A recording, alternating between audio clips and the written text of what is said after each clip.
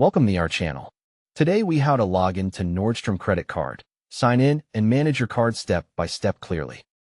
Open a web browser on your phone or computer and make sure you have a stable internet connection.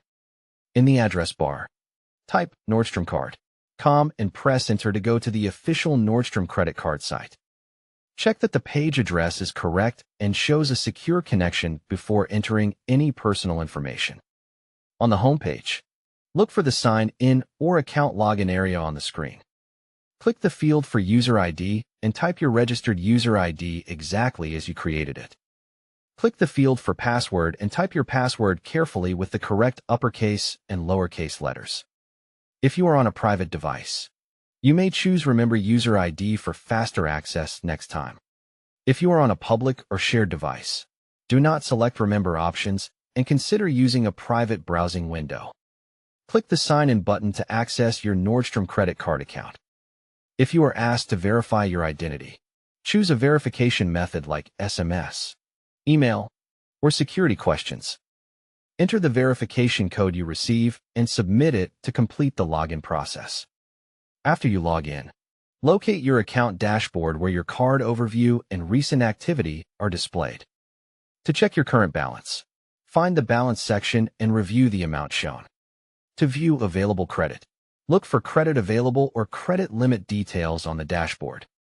To see recent transactions, open the Activity or Transactions tab and scroll through the list. To download statements, go to Statements or Documents and select the month you need.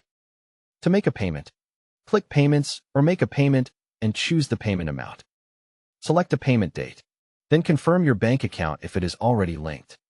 If you need to add a new bank account, choose Add Bank Account and enter routing and account numbers carefully.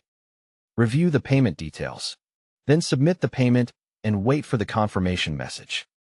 To set up AutoPay, open AutoPay settings and choose the payment type and schedule you prefer.